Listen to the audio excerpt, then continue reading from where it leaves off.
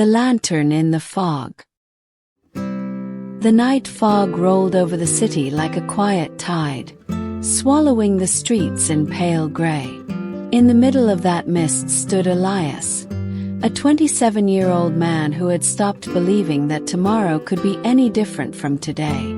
Once he'd dreamed of becoming an architect, building places that made people feel alive. But life had its storms. After losing his job, drifting from one failed relationship to another, and watching his father's health fade away, Elias began to see the world as a place that simply happened to you. He walked the same street every night, past a small bridge where a single old lantern flickered stubbornly against the fog. No one else noticed it. To most people it was just another streetlight. But Elias often found himself stopping there, staring at its weak, trembling flame. "It's useless," he muttered once. "The fog will swallow you anyway." One night he decided to end his walks. "What's the point?" he thought. "Nothing changes. Nothing gets better." But just as he turned away from the bridge for the last time, a frail voice called out, "Could you help me, young man?" It was an elderly woman holding a broken umbrella and a suitcase. She looked lost, her eyes reflecting the lantern's light. Elias hesitated. His instinct was to ignore her and leave, but something in her gaze anchored him. I guess," he said reluctantly. She explained that she was visiting her daughter but had taken the wrong tram.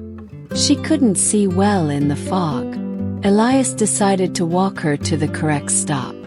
It was a small detour, but it felt like stepping off a path he'd been walking for too long.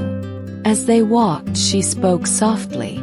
She told him about her youth, the war she'd lived through, the love she'd found afterward.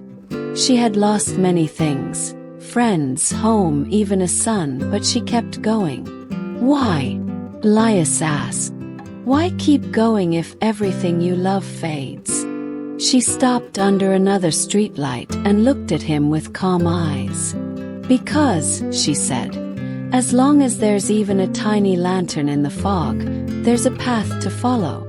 Without hope, we stop living long before we die."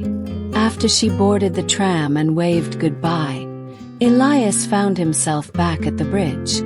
The lantern was still burning, weak but unbroken.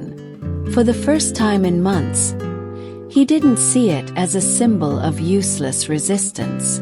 He saw it as proof. Maybe hope wasn't about expecting miracles.